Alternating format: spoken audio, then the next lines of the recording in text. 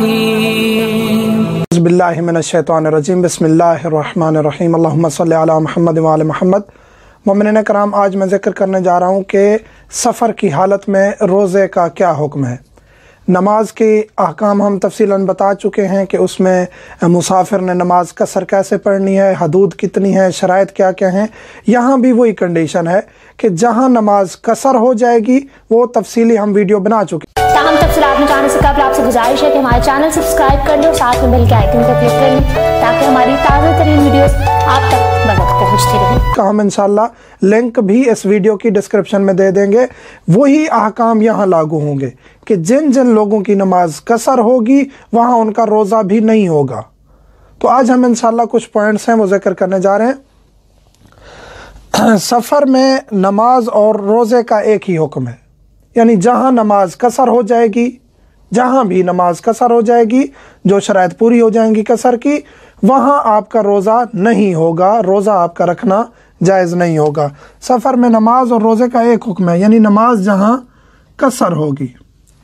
44 kilometre आने जाने का हो तो रोज़ा नहीं होगा। जैसे कि हमने नमाज के हुक्म में बताया था कि 44 किलोमीटर आने जाने का अगर सफ़र बनता है तो उस सूरत में आपका रोज़ा नहीं होगा। आप घर से निकले हैं, शहर की हदूद क्रॉस की, आपका सफ़र जो है वो 44 किलोमीटर से ज़्यादा है। जो ही आप वो सफ़र करेंगे, हद तरख़ुस क्रॉस करेंगे, आपका रोज़ा नहीं होगा। आप वहाँ उस रोज़े की आपने बाद में क़ज़ा करनी है। अगर ज़िवाल रास्ते में गुजार दिया तो रोज़ा नहीं हो सकता। बाज़ लोग कहते हैं हम रोज़ा रखना चाहते हैं सफ़र में, सफ़र आसान है, हम आसानी से पहुंच जाएंगे, गाड़ी अच्छी है, ट्रैवलिंग आजकल आसान है। हाँ, अगर आप रोज़ा रखना चाहते हैं तो फिर एक कंडीशन ये है कि या आप ज़िवाल से पहले सफ़र करें, सुबह निकलें, ज़िवाल से पहले घर पहुंच जाएं वापस, आपका रोज़ा दुरुस्त है, रोज़ा आपने रखा हुआ है। या आप ज़िवाल के बाद निकलें, आप ज़िवाल हो गया है, आप उसके बाद निकले हैं तो आप बेशक जहां भी सफ़र करें, मगरिब के वक्त आपने इफ्तार कर देना है, बाकी आपका सफ़र जारी रहे अगले दिन तक, फिर भी कोई मुश्किल नहीं है, आपका रोज़ा वो मुकम्मल हो जाएगा जो आप ज़िवाल के बाद निकले हैं। अगर आप ज़िवाल से पहले निकलते हैं और ज़िवाल के बाद पहुंचते हैं तो किसी सूरत में आपका रोज़ा नहीं हो सकता। चाहे आप कहें कि मैं रोज़ा रख सकता हूं, मेरे लिए आसानी है, सफ़र आसान है, रोज़ा आपका सफ़र में जायज़ नहीं है। अगर सफ़र की नियत की है फिर भी रोज़ा रखना है जब तक सफ़र शुरू ना करें। बाज़ ये सवाल पूछते हैं कि हमने नियत की हुई है, सफ़र करना है, हमने हतमन जाना है सफ़र पे और हम मसलन के 10 बजे हमने निकलना है, तो इस सूरत में हम रोज़ा नहीं रख रहे उस दिन का। रोज़ा रखना है 10 बजे तक, 11 बजे तक आपने रोज़ा रखना है, क्योंकि आप 9 बजे 10 बजे जो ही आप निकलेंगे यकीनी तौर पे आपका सफ़र स्टार्ट होगा, वहाँ आपका रोज़ा ख़त्म हो जाएगा। अगर कोई ऐसी एमरजेंसी बन सकती है, कोई भी कंडीशन बन सकती है कि आप सफ़र ना करें, तो उस सूरत में फिर आपका रोज़ा जो आप नहीं रख रहे, इब्तदाई तौर पे नहीं रख रहे, वो फिर आपका अमदन रोज़ा तर्क करना हो जाएगा, जिसका फिर कफ़ारा भी बन सकता है। जहाँ नमाज में इख्तियार है वहाँ रोज़ा नहीं रख सकते। बाज़ मोमिन ये भी सवाल पूछते हैं कि बाज़ मकामात हैं, जैसा हमने एक वीडियो में ज़िक्र किया है, कोफा में या मदीना में या मक्का में, या ये जो मकामात हैं यहाँ नमाज आपको इख्तियार है कि आप पूरी पढ़ें या कसर पढ़ें। तो इन शहरों में, इन मकामात पर आप रोज़ा भी रख सकते हैं, क्योंकि नमाज में तो इख्तियार है।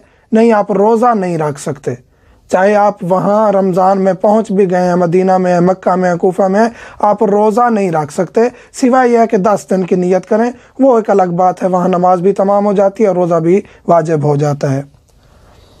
सफ़र में रोज़ा रखना जायज़ ही नहीं है। ये भी सवाल होता है कि हम रोज़ा रख सकते हैं नॉर्मल, कोई मुश्किल नहीं है, ऐसा नहीं है, जायज़ ही नहीं है। जब आपकी कंडीशन बन गई है सफ़र की और वो आपकी नमाज कसर हो गई है, वहाँ आपका रोज़ा भी ख़त्म हो गया है, आपके लिए जायज़ ही नहीं है। रोज़ा रखेंगे फिर भी उसकी क़ज़ा करनी पड़ेगी।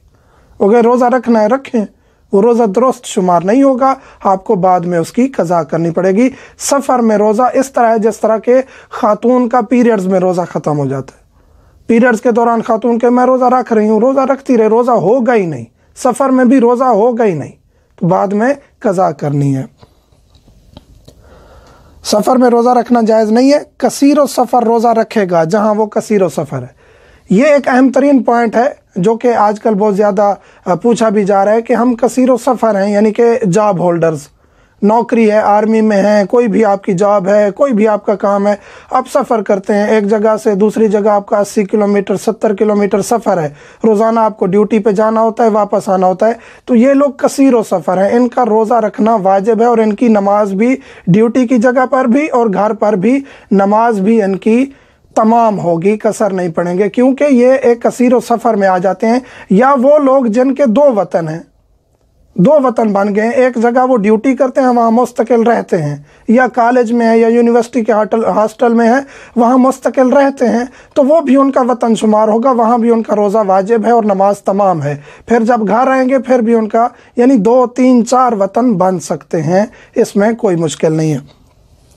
ये थे सफ़र के अहकाम। इनमें अहम तरीन पॉइंट ये है कि सफ़र के दौरान कोई कहे कि मैं रोज़ा रख रहा हूँ तो उसका रोज़ा दुरुस्त नहीं है। जब शराइत पूरी हो जाएंगी तो उस सूरत में आपका रोज़ा ख़त्म हो जाएगा, यानी नमाज कसर होगी तो रोज़ा आपका ख़त्म होगा। और इसकी आपने अगले रमज़ान से आने से पहले, अगला रमज़ान आने से पहले इसकी आपने कज़ा करनी है। ज़रूरी नहीं है फ़ौरन आप कज़ा करें जो ही रमज़ान ख़त्म हो, लेकिन ज़्यादा ताख़ीर नहीं करनी चाहिए, अगले रमज़ान से पहले इसको कज़ा करना है। अगर खुदा न खास्ता अगला रमज़ान आ गया आपने कज़ा नहीं की तो वो हम साहब का वीडियो में ज़िक्र कर चुके हैं, फिर उसके साथ आपको फ़िदिया देना पड़ेगा, कज़ा भी करनी होगी। कज़ा माफ़ नहीं है, जिंदा शख्स पर कज़ा माफ़ नहीं है, फ़िदिया साथ देना वाजिब हो जाता है।